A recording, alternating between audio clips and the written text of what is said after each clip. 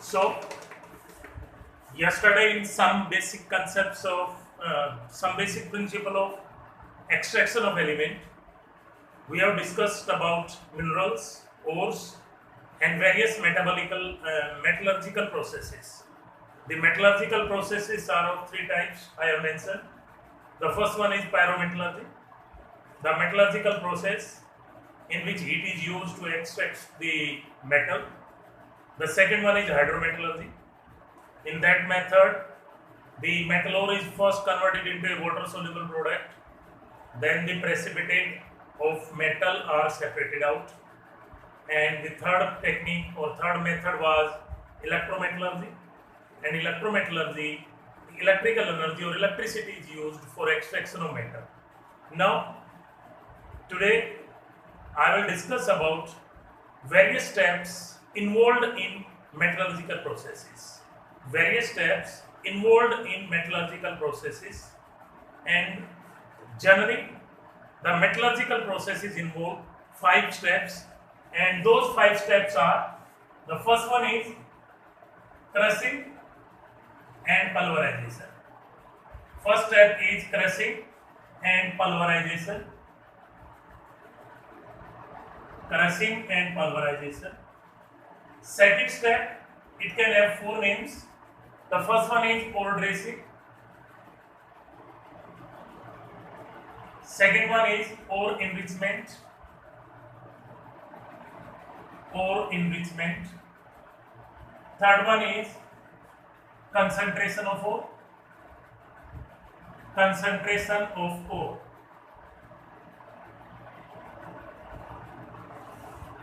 Fourth one is beneficiation of the ore. Beneficiation of ore. The third step of a metallurgical process will be conversion of concentrated ore. Conversion of concentrated ore into metal oxide. Into metal oxide. Fourth step, that will be reduction of metal oxide into crude metal. Reduction of metal oxide into crude metal. Into crude metal. And fifth step will be refining or purification of crude metal. Refining or purification of crude metal.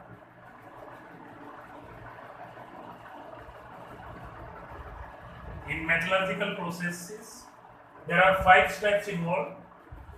The first one is crushing and pulverization. Second step is ore dressing, ore enrichment, concentration of ore or beneficiation of ore. Third step is conversion of concentrated ore into metal oxide. Fourth step will be reduction of metal oxide into crude metal. And fifth step will be refining or purification of the crude metal. Now, we will discuss one by one these steps. And the first one is crushing and pulverization. First step is crushing and pulverization. As we know, generally the ore and minerals are found in rocks, so they have very big size. Ore particle and the minerals generally have a big size. Hence, first by crushing, the large size particle are converted into smaller size. Larger size particle are converted into smaller size particle by crushing. By crushing. So, crushing means conversion of larger size particle into smaller size particle, that is known as crushing. Conversion of larger size particle into smaller size particle, that is known as crushing. And the device used for it is a jaw crusher. Device used for it is a jaw crusher. Next will be the conversion of smaller size particle into powder form, that is known as pulverization. conversion of small size particle into powdered form, that is known as pulverization. And for it, the device used is stamp mill.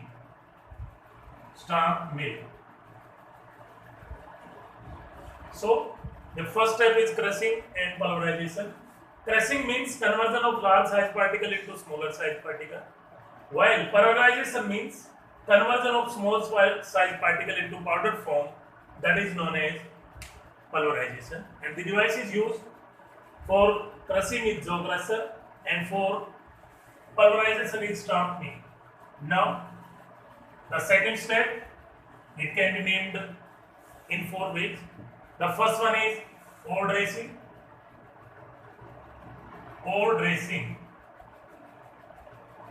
or concentration, beneficiation of ore,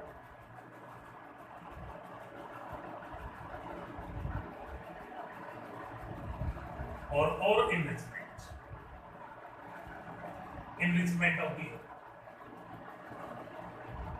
And this step involves the removal of gangue particle from the metal ore, that is known as ore dressing or enrichment, beneficiation or enrichment. Now question may be there in exams, what is gangue? So gangue are the unwanted particles which are found in the metal ore.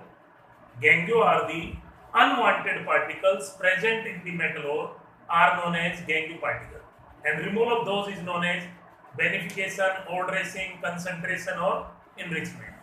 Now we have to discuss various techniques or method by which the ore dressing or beneficiation or enrichment can be done. And the first method is simple one, generally used in our daily life too, and that is known as hand picking method. First method is hand picking method. Hand picking method. Generally, this method is not used for concentration of the ores because it can be used only when size of the ore particle and gangue particle and their color are different. But generally, this method is not used. This is the worst technique I can say. The second method is levitation method.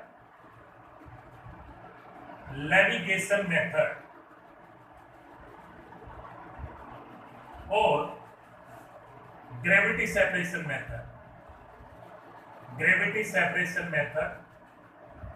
Very important one. Or hydraulic separation method.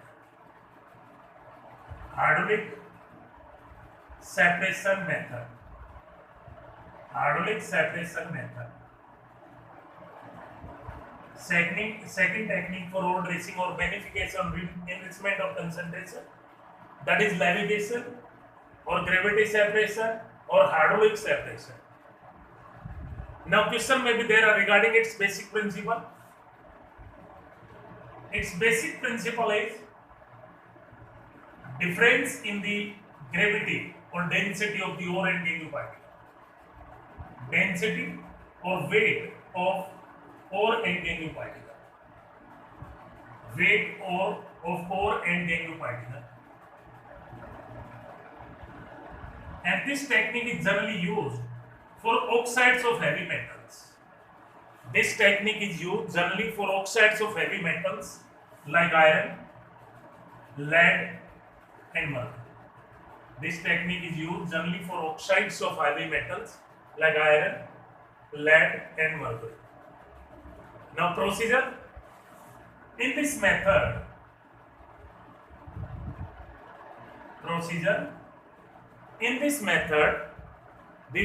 a wave of fast moving water or current of fast moving water is run over a specially designed table having impure ore particle on it. I am repeating. In this method, a current of fast moving water is run over a table containing the impure ore particle on it, due to which the lighter gangue particle get removed along with water, while the heavier ore particle remains on surface of the table.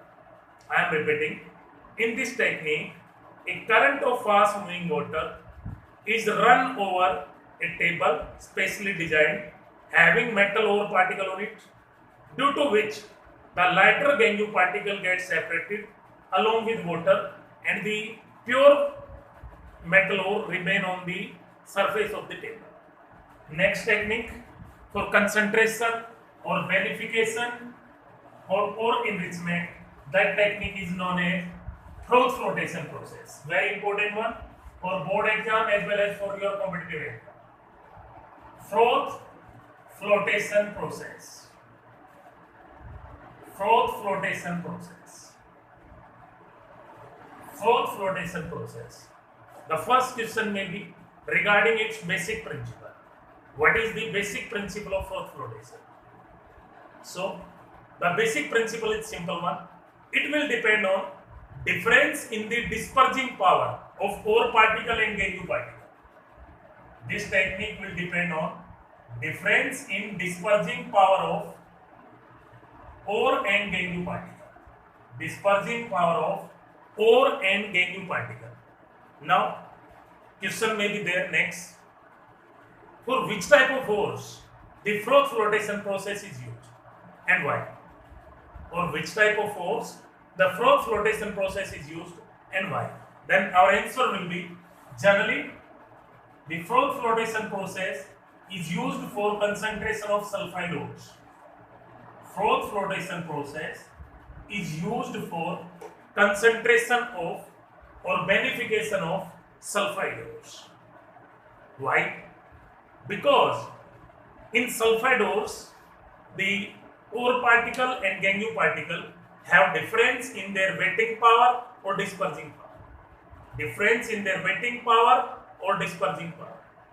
Now, regarding procedure, in this method, the metal ore is taken in an iron tank. Metal ore is taken in an iron tank and water and pine oil are added to it. Metal ore is taken in an iron tank and water and pine oil are added to it.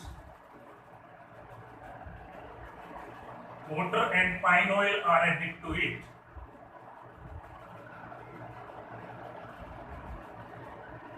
And due to which the ore particle get dispersed. Ore particle get dispersed in pine oil. Ore particle get dispersed in pine oil, while ore particle get dispersed in pine oil, while the gangue particle get dispersed in water. Gangue particle get dispersed in water.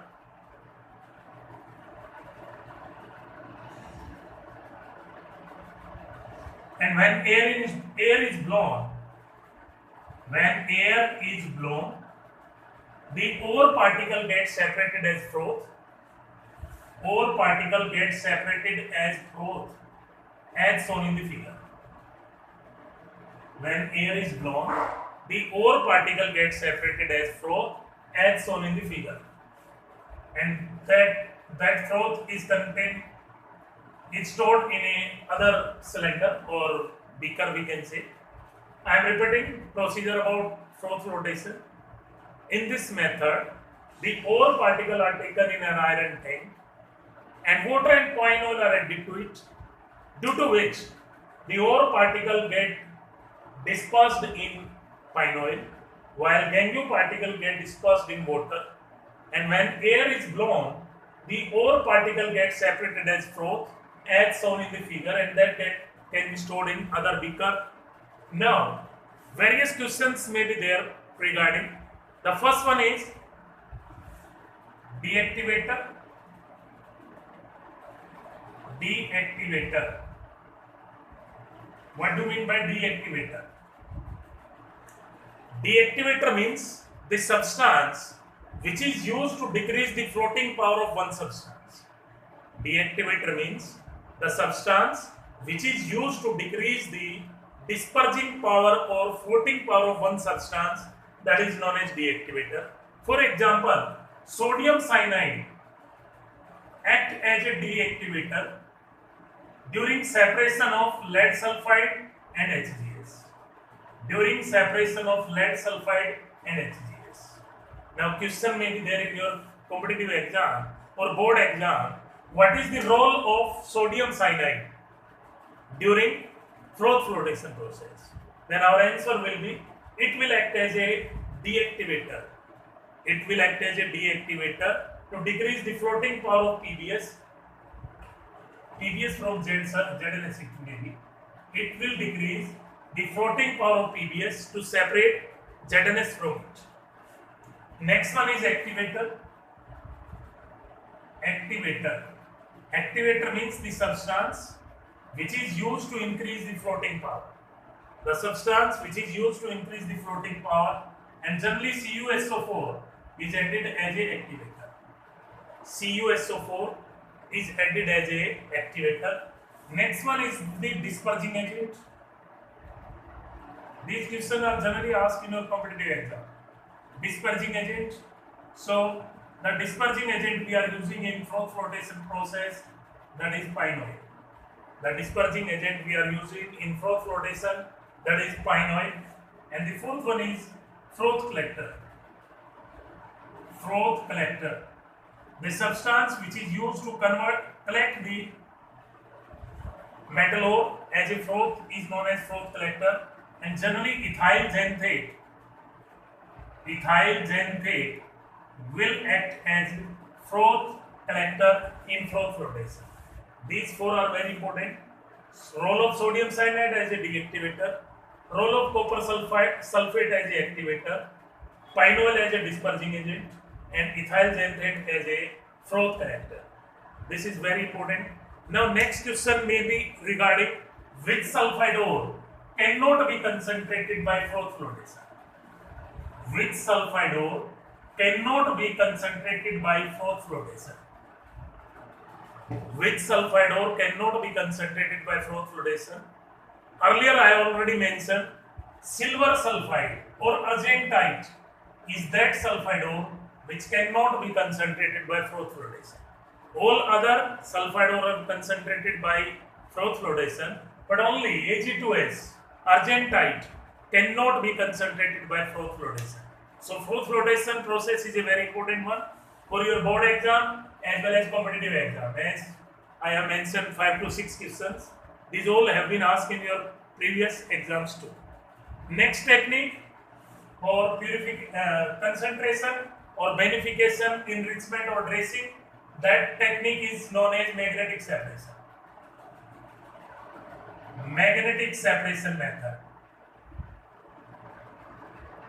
Magnetic separation method. As from the name, we are getting the impression this technique will depend on magnetic properties of ore and Gangue particle.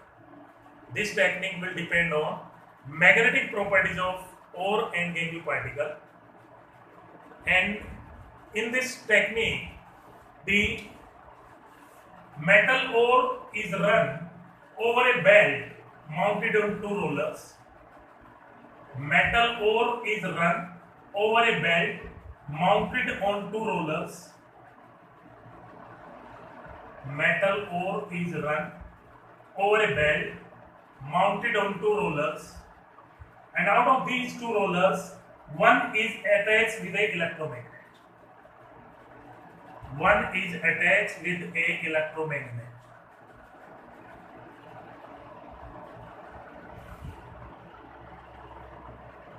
In this method, the ore particle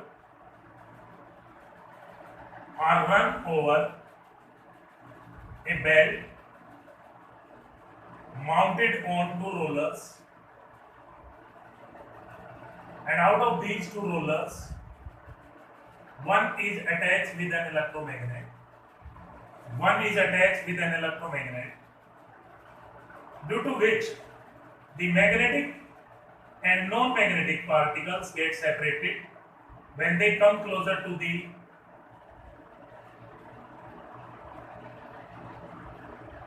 electromagnetic wave, as shown in the figure. The magnetic and non-magnetic particle get separated when they come closer to the electromagnetic roller, as shown in the figure. I am repeating. This technique will depend on magnetic properties of metal ore and Gangue particle. And in this method, the ore particle are run over a belt mounted on two rollers. Out of these, one roller is attached with an electromagnet. When ore particle comes closer to the electromagnetic roller, the magnetic and non-magnetic particles get separated as shown in the figure. Generally, hematite is separated from other ore particle by this method. Next technique is very important one, and that technique is known as chemical method of separation. Chemical method of separation. Chemical method of separation.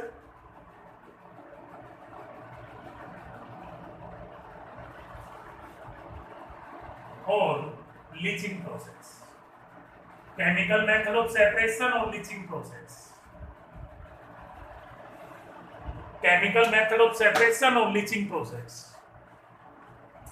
As this name is suggesting, this technique or this method will depend on the chemical properties of ore and Gangue particle.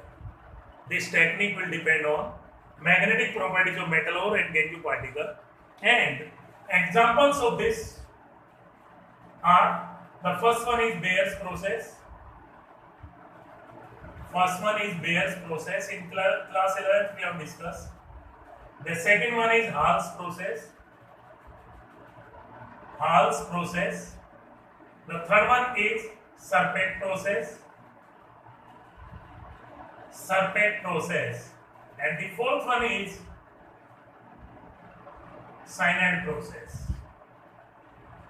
Cyanide process or MacArthur process. Very important one.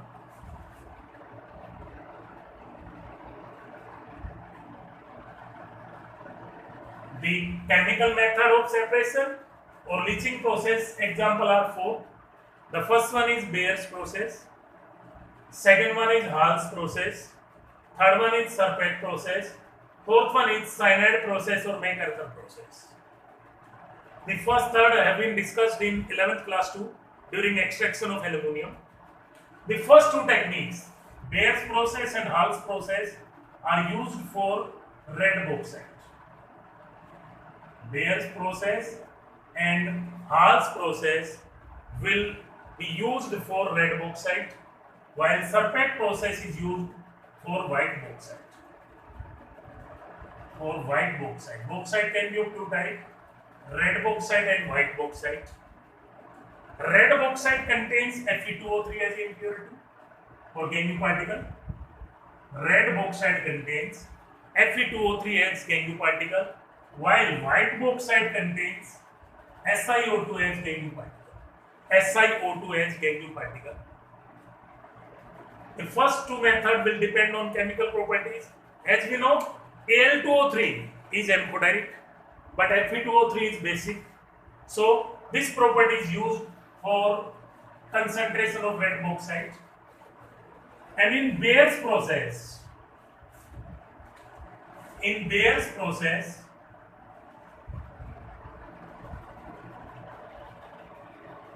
red bauxite ore is treated with hot NaOH, due to which Al2O3 will react with it due to amphoteric nature, but Fe2O3 cannot do so. Al2O3 is amphoteric, so it can react with hot NaOH, but Fe2O3 cannot do so.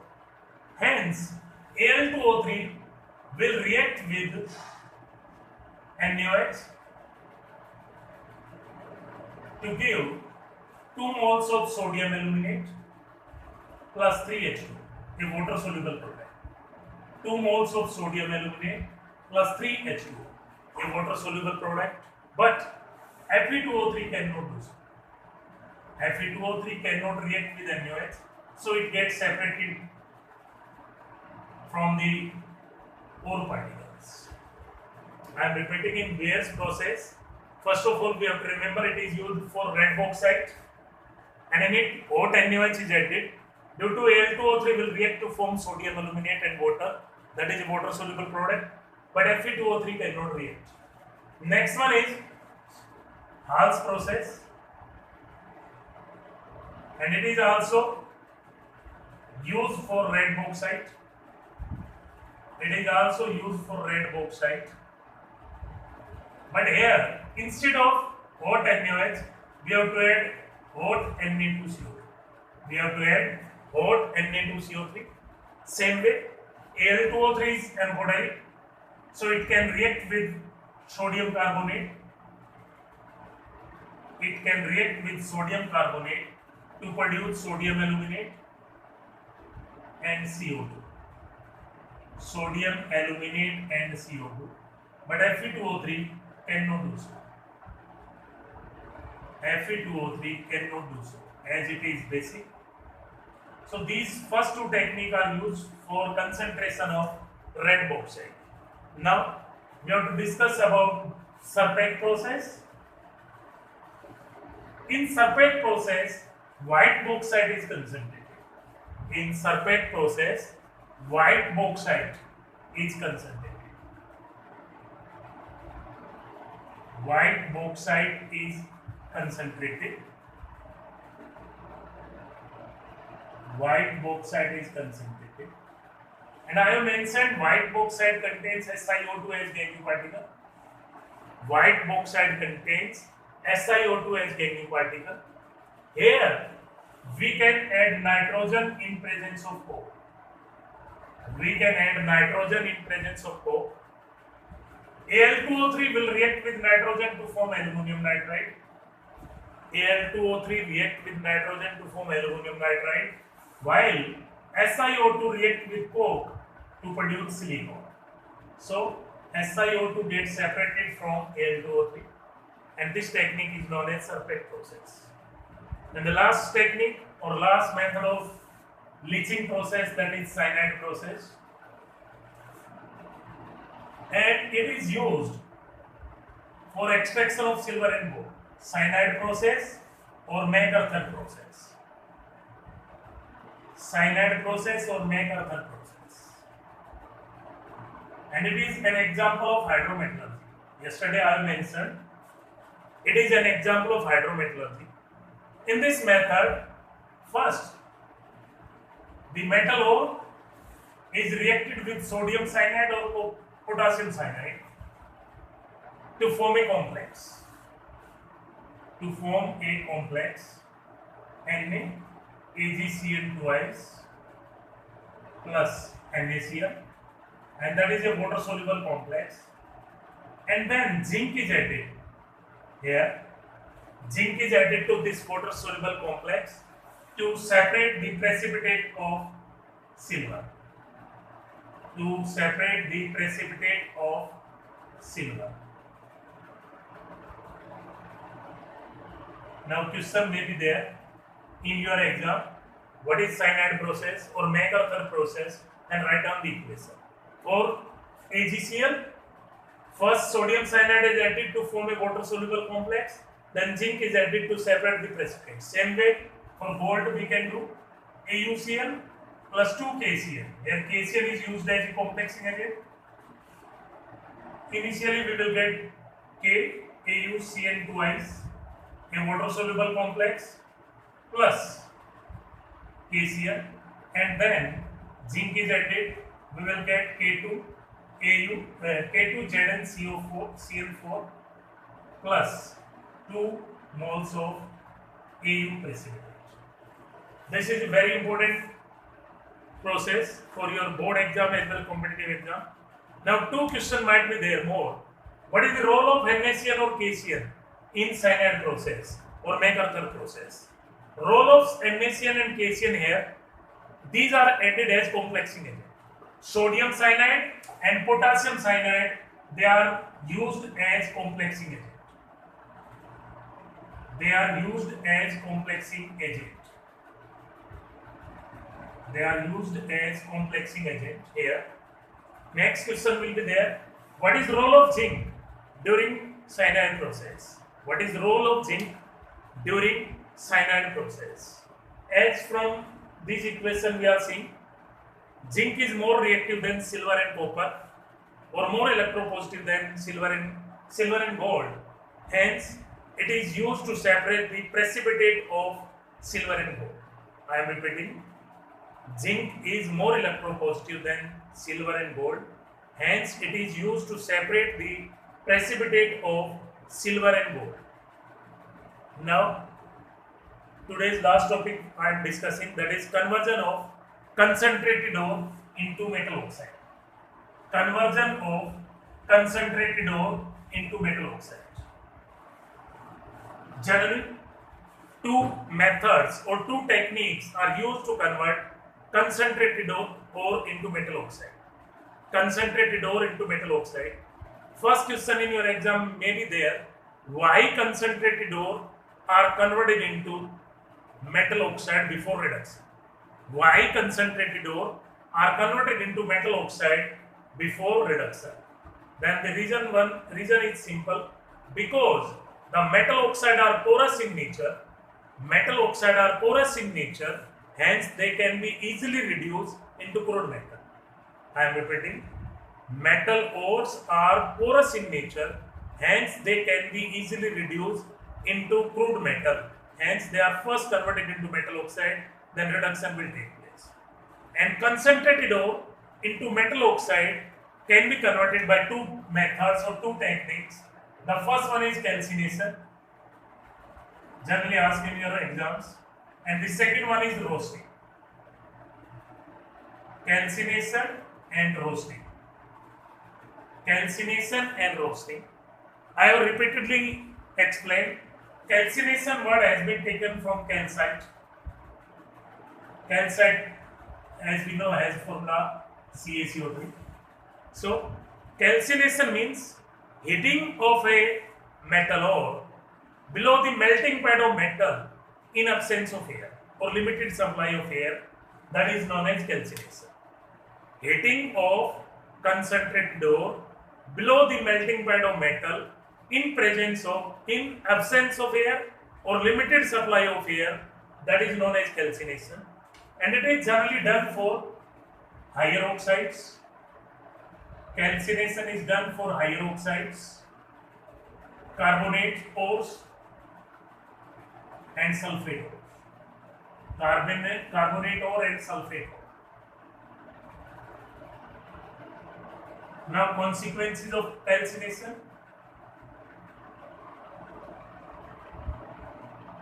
The first consequence is the higher oxide, carbonate and sulfates are converted into lower metal oxide.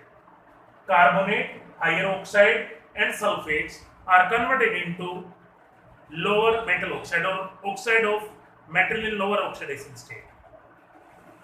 Second, moisture get removed due to heating. The moisture get removed. And third one is the volatile impurities get removed due to heating. Volatile impurities get removed due to heating. Now we have to discuss about roasting. Roasting is the opposite of this. It will be heating of a ore in presence of air or excess of air. The heating of metal ore in presence of oxygen or excess of oxygen, that is known as roasting, and it is used for sulfide ore. It is used for sulfide ore and halide ores generally. It is used for sulfide ore and halide ores generally, and its consequences will be: first, the sulfide and halide ore are converted into metal oxides.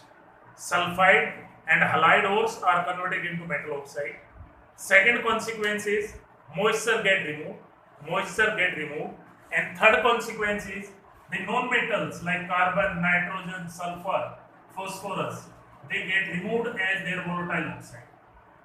They get removed as their volatile oxide. With this, I end today's topic. I think you have understand. These are all the things we have discussed in 10th class too and generally used in our daily life. It is a easy chapter. Tomorrow we will discuss about fourth and fifth step and then uses of metal in our daily life. That is also an important topic. I hope you understand. Till then, thank you.